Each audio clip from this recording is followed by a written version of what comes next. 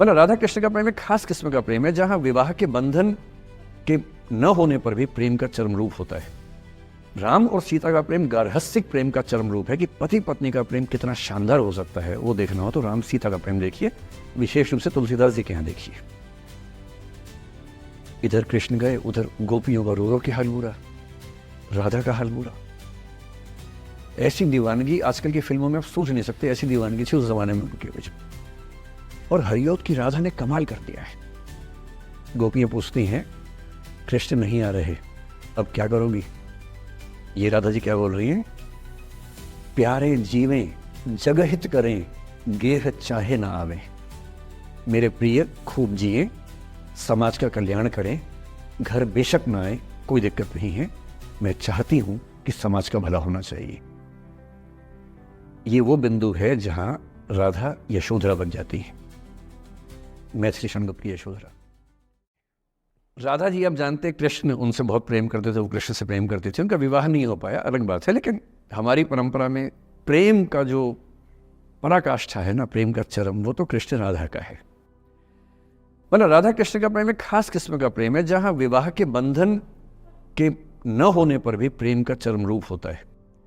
राम और सीता का प्रेम गार्हस्थ्यिक प्रेम का चरम रूप है कि पति पत्नी का प्रेम कितना शानदार हो सकता है। वो देखना हो तो राम सीता का प्रेम देखिए, विशेष रूप से तुलसीदास जी के यहाँ देखिए। और वैसे जो प्रेम होता है वो देखना हो तो राधा कृष्ण का प्रेम देखिए। पर इंटरेस्टिंग है, ये सारे जो हमारे धर्म के चरित्र हैं ये समय के साथ चेंज होते गए हैं।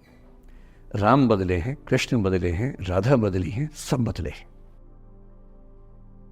एक कवि थे सूरदास, भक्ति काल में 16वीं सेंचुरी, आप मोटा मोटा ध्यान में रखिए।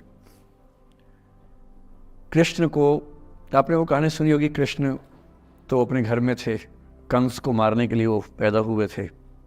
कंस को पता लगा तो कंस ने अपने एक सहयोगी अक्रूर, जो कि श्वफल्क के पुत्र थे, उनसे कहा कि जाओ और कृष्ण को लेके आओ, यही मारेंगे। उसको पता नहीं था क्या होगा बाद में। आदमी कॉन्फिडेंस में ऐसी गलतियां करता ही है, तो वो सुपर कॉन्फिडेंट था, बुलवाया कृष्ण को। कृष्ण तो इसी काम के लिए आए थे, समझ गए कि बुलावा आ गया है, अब इससे काम निपटाना है, चलते हैं। राधा और गोपियां कृष्ण के बिना रह नहीं सकती थी। सुपर इमोशनल विमेन, ऐसा मानते हैं कि वो महिलाएं, राधा तो छोटी थी, बाकी महिलाएं गोपियां उनसे काफी बड़ी उम्र की थी, इतनी इमोशनल थी कृष्ण को लेकर कि कृष्ण के बिना वो सोच नहीं सकते थे कैसे रहेंगे। पर वो जिस काम के लिए आए थे धरती पर, वो तो करना ही था। तो अक्रूर आए, अक्रूर ने बताया कि ऐसे ऐसे आया हूं, ले जाना है। तो कृष्ण और बलराम चले गए। इधर कृष्ण गए, उधर गोपियों का रो रो के हाल बुरा, राधा का हाल बुरा। ऐसी दीवानगी आजकल की फिल्मों में आप सोच नहीं सकते, ऐसी दीवानगी थी उस जमाने में उनके बीच में। और जब आदमी का प्रेम हाथ से निकलता तो वो बेचारा कितना कमजोर हो जाता है। राधा जी की हालत सोचिए। सूरदास कह रहे हैं, अति मलिन वृष भानु कुमारी, हरिश्रम जलु अंतर तन भीजे, ता लालच न धुआवती सारी। कि वृष भानु की कुमारी, वृष भानु मतलब राधा के पिता, वृष भानु की बेटी राधा इतनी कमजोर हो गई है, इतनी मलिन हो गई है। हरिश्रम जलु अंतर तन भीजे, कृष्ण के पसीने की कुछ बूंदें उसके ऊपर गिर गई थी, उसकी साड़ी में लगी हुई हैं। ता लालच न धुआवती साड़ी, इस लालच से साड़ी धुलवा नहीं रही है। और जब से कृष्ण गए हैं कपड़े तक नहीं बदलना चाह रही है कि इस कपड़े में मेरे प्रिय की याद है। खाती नहीं है, इतनी कमजोर है, हिल नहीं पाती है। एक और कवि हुए, वो तो इतने आगे बढ़ गए, बिहारी नाम के कवि थे, उनकी नायिका तो लगता है कि घड़ी का पेंडुलम है। सांस लेती है तो 4-5 कदम 6-7 कदम पीछे चली जाती है, सांस छोड़ती है तो आगे आ जाती है। सांस की हवा से ऐसा हो रहा है। इत आवत चली जात उत चली 6-7 अखात, चढ़ी हिंडोरे सी रही लगी उसासनी साथ। कि इधर आती है उधर जाती है, 6-7 हाथ इधर 6-7 हाथ उधर, सांस लेती है तो यहाँ, छोड़ती है तो वहाँ, जैसे झूला झूल रही हो। पर ये रीतिकाल के कवि हैं, उनका अलग टेस्ट है, हम सूरदास पे बात कर रहे हैं। राजा इतनी परेशान है, अच्छा, जब आदमी परेशान होता है ना, जब उसका ब्रेकअप टाइप का होता है कि कोई गया है वापस ही नहीं आ रहा, कृष्ण ने कहा था कि बस जा रहा हूँ, काम निपटा के आता हूँ। उनके मन में था क्या काम निपटाना है, काम निपटा भी दिया। अब कंस के बाद सवाल है कि मथुरा का साम्राज्य कौन संभाले। उसको एक स्ट्रक्चर बनाने के लिए कृष्ण को लगा कि मुझे यहाँ रह के सिस्टम को ठीक करना चाहिए, उसके बाद लौटना चाहिए। तो वो रुक गए वहाँ पर, राज्य का काम भी तो करना ही था।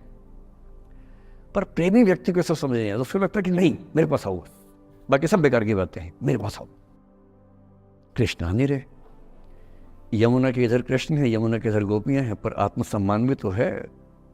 एक आलोचक ने कहा कि नाव में बैठ के चली जाती। आत्मसम्मान होता है प्रेम में कि मैं क्यों जाऊं, बिना बताए क्यों चले गए, बता के जाते। तो राजा वेट करिए, राजा के मन में क्या आ रहा है, उनको लग रहा है कि ऐसा तो नहीं कि मैंने ही कुछ गलती कर दी हो। जब कोई व्यक्ति दूर चला जाता है ना, बाकी लोग सोचते हैं कि कहीं मुझसे तो गलती नहीं हो गई। और राधा अपनी एक सहेली से बोल रही, गोपी से, मेरे मन इतनी सूढ़ रही, एक दिवस मेरे गृह आए मैं ही मस्ती दही, देखी तिन्हें हों मान कियो सो हरि गुस्सा गही। पगला सी गई है, बोरा सी गई है। सहेली से क्या बोल रही है, हे सहेली, मुझे पता है क्या लग रहा है, मुझे लगता है कि मुझसे ही गलती हुई है। उसने पूछा क्या गलती हुई है। कह रही है कि एक दिन क्या हुआ, कृष्ण भगवान मेरे पास आए थे, मैं उस समय दही मथ रही थी। वो ग्वाला जीवन है ना वहाँ पर, तो वो गोपालन जीवन का काव्य है पूरा। अब वो मुझसे बात करने आए और मैंने उनसे ठीक से बात नहीं की, मैंने मान किया। मान करना मतलब जिसको आपकी भाषा बोलते हैं भाव खाना। मैंने उनसे ठीक से बात नहीं की, मुझे लगता वो नाराज हो गए, इसी नाराजगी से लौट नहीं रहे। मेरे मन इतनी सून रही, मेरे मन में कांटा चुभ रहा है। एक दिवस मेरे घर आए, अब समझ में आएगा, एक दिवस मेरे घर आए मैं ही मथती दही, देखी तिन्हें हाँ मतलब मैं मान की योग, मैंने अहंकार दिखाया, सो हरि गुस्सा गही, गुस्सा आ गया उनको इस बात से। सूरदास की राधा मुक्त नहीं हो पा रही, लेट गो नहीं कर पा रही, वो जी नहीं सकती कृष्ण के बिना। पर फिर देखिए 300 साल बाद क्या हुआ।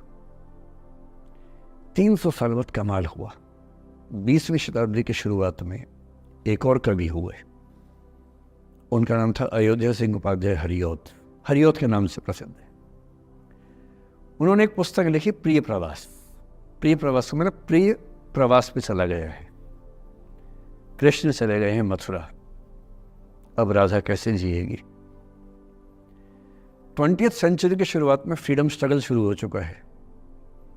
महिलाएं अभी तक स्वाधीनता आंदोलन का हिस्सा नहीं बनी है, पर अब वो समय आ रहा है कि बनने वाली है।